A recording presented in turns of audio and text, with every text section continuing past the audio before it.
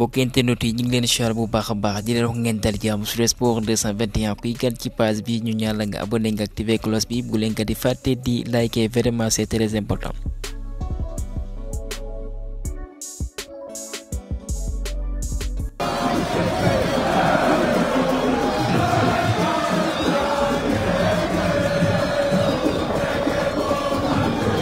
Comme ni ngeen gisee ci ndorteelu vidéo bi ambiance lañ ko tàmbale loolee voilà dafay montrer la beauté de notre championnat local kat voilà public bi mi ngi ñëw bu baax a baax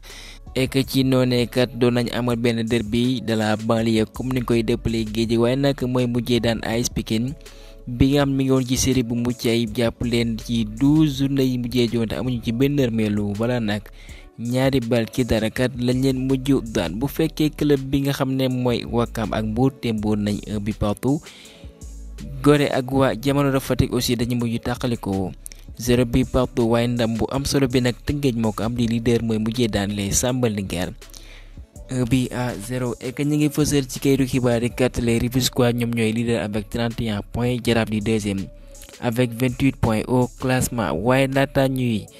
bàyyi foot local bi kii nga xam ne mooy Baye Assane Ciss un espoir un jeune joueur bi nga xam ne benn défenseur la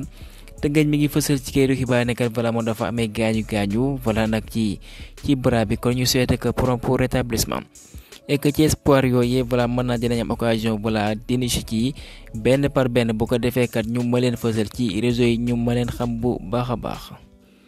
Cheikh Niass bi nga xam ne mi ngi wane boppam ci championnat suisse bi ak clubam boobee di Young Boys ñu daan seen rival bi mooy FC Bâle juróomi bal ci benn moom mu amal passe décisive ñi ngi fësal ne kat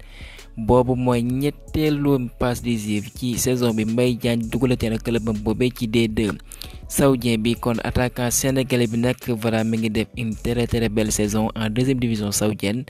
13 buts 3 passes décisives Edouard Mendy mu amal clean sheet seen joon bi ñu amal contre Al Tawoun ñoom ñooy daan 1 but à 0 clubam boobee di Al Ahly pour rappel ñu ngi ci ñetteelu toog bi derrière club bi nga xam ne mooy Al Nassr de Sadio Mané bu fekkee club benn mooy Marseille ñoom ña ngay wéyale seen yoon ñooy mujj daan club bi nga xam ne kat mooy Nantes ñaari bal ci dara kii nga xam ne mooy la Gabonais Pierre-Emerick Aubameyang ginnaaw doublé contre club espagnol bi mooy Villarreal lu ni mel la amalaat nag mu amal doublé kii nga ne mooy Ismaïla Sarr voilà sur débordement moom mi nga nañ ko wax nag mi ngi en forme ndax mi ngi en confiance mu jox la Gabonais mu njëkk lakk caaki ci première bi ci ñaareel bi aussi voilà mën naa ne impliqué na ci ndax moom mooy récupérer bal bi nga xam ne mooy may kii nga ne mooy Gabonais bi kat mu lakk ñaareelu bi kon Pierre-Emerick Aubameyang nag mi ngi wane boppam ci saison bi buñ boolee lépp ci fanweer ak juróom-ñaari match yi doxal mooy 37 match amal na 23 buts amal 8 passes décisives kon rien à dire et que Marseille voilà ñu ngi ci 7e toogu bi nag ci classement français bi avec 39 points à 1 point des places européennes et que kii mooy Jean-Louis Gasset lépp bu yembee moom la ndax kat ginnaaw ba mu fa ñëwee remplacer Gattuso 5 matchs 5 victoires vraiment parcours pour l'instant sans faute. suñu beneen gaynde bi am na ràññeeku na mooy Pape Matar Sarr sa dimanche voilà nag ñooy daan Aston Villa ñeenti bal ci dara loolee dafay soxla 28e journée bu Premier League bi jàppale mu amal passe décisive nag ci ouverture score bu James Maddison et que jàppale bi wala boog ñi ngi fësal ne kenn mooy Pape Matar Sarr en Premier League amal na 3 bi amal 3 passes décisives le jeune milieu terrain sénégalais mi ngi wane boppam Nottingham Forest nag malheureusement dañuy mujj daanu contre Brighton 1 but à 0 Moussa Niakhaté mujjul jogante ma nga woon ca banc ba Cheikh Kouyaté moom dugg na en cours de jeu comme niñ ko fësale waaye club bu Espirito Santo boobee nag ñoom ñu ngi ci 17e toog bi bu fekkee nag club bi nga xam ne mooy Liverpool ak Man City de loolee voilà ñu bëri moom la ñu xaar ñoom ñaar dañuy mujj témboo nag jàpp leen 1 but partout kenn mooy Aston voilà passe décisive bu mucc ayib sur corner kenn du De Bruyne voilà mu lakk caax ya waaye il fallait kat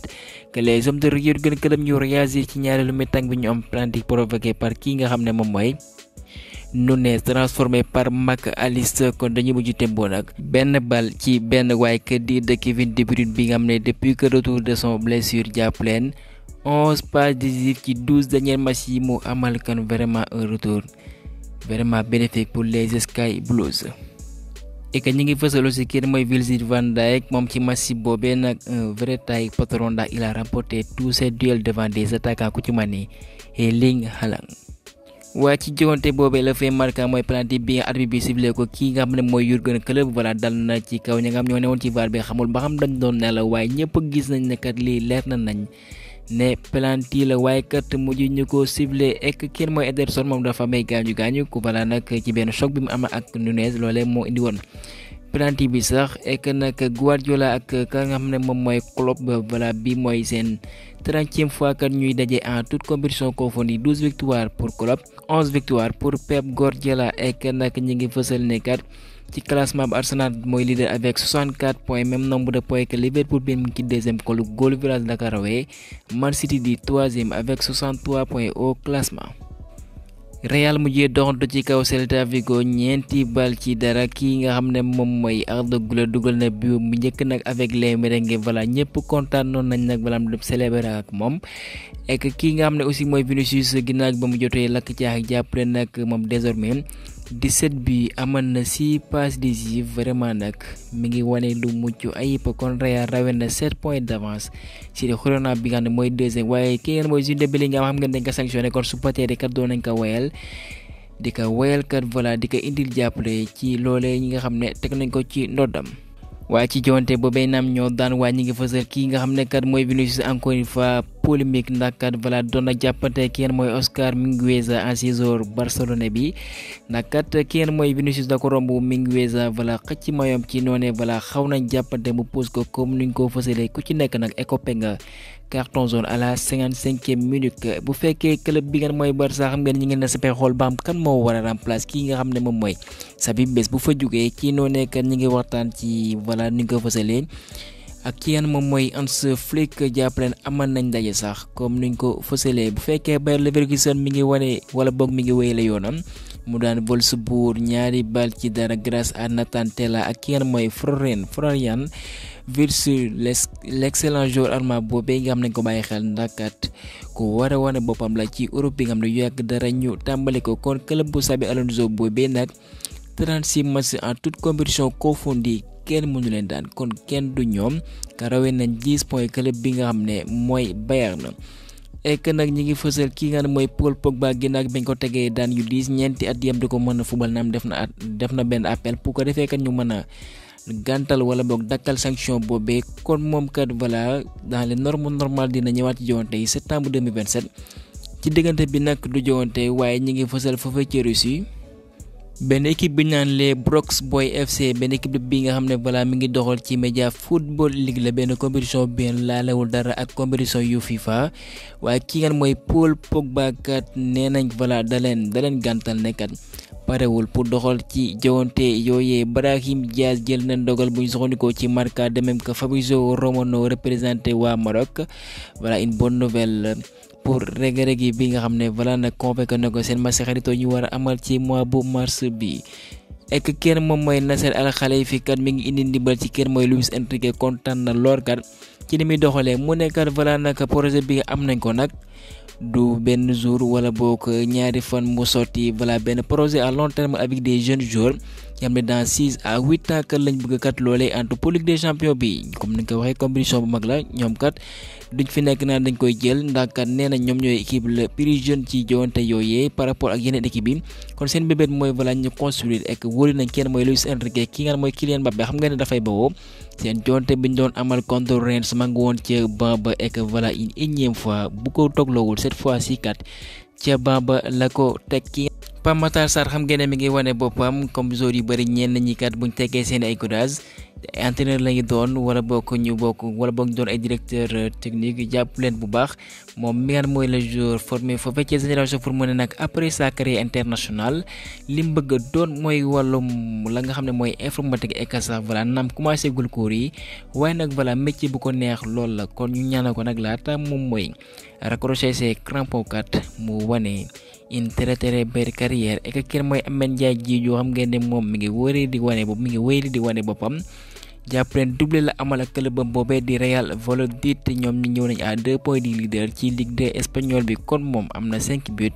ci ñeenti match yi mujjee joŋante ak club espagnol boobee une grande interrogation wala bokk ñu samp laaj foofee est-ce que aussi kenn mooy Aliou Cissé di doon sa surprise voilà loolee kat dinañ xam fu wane di mujjeeti gëtam. Habib Diarra aussi jàpp ne club bu ci mën a Chelsea kat mi ngi koy bàyyi xel bu baax a baax moom même nëbbul benn mbébétam doxal avec les Lions de la Teranga ndax ci kan bi kat doon nañu supporter bu baax a baax waaye nag jàpp ne club ba boobee di Strasbourg dàq na ñaari offre ci ndawam boobee lu ci mën ni 25 millions d'euros club bu ci mën ni Lens de même que Wolverhampton waaye xam ngeen ne Strasbourg ak Chelsea am nañ lëkkaloo ba tax naka transfert boobee kat loolee mën na ko yombal. Le portier de Stade Reims bi nga xam ne mooy Yehvan Diouf voilà mosoon nañ ci des vidéos moom kat voilà naam ci ay jamono waxoon na voilà nag dafay constaté ak clubam boobee di Reims actuellement nag da doon amal benn waxtaan ak waa tàggat mu ne naam voilà nag français la am na lien yu am solo ak waa Sénégal ak famem sax ñi ngi foofee kon dina def lu mu mën nag naam contact amagul waaye vraiment nag moom nag ubbi na ay buntam bu ko defee kat. ñu mën ko dalal ci tanière bi resta savoir ba xam kenn mooy Aliou Cissé dina ko convoqué suñ ma si xaritoo ñu war a amal c'est 22 contre Gabon 26 contre Bénin. Pour rappel c'est un portier âgé de 24 ans bi nga xam ne sax mooy titulaire foofee ci Stade Reims gars yi kon yemale foofee xibaar ji leen jaajëfal ba beneen yoon sur Sport 221.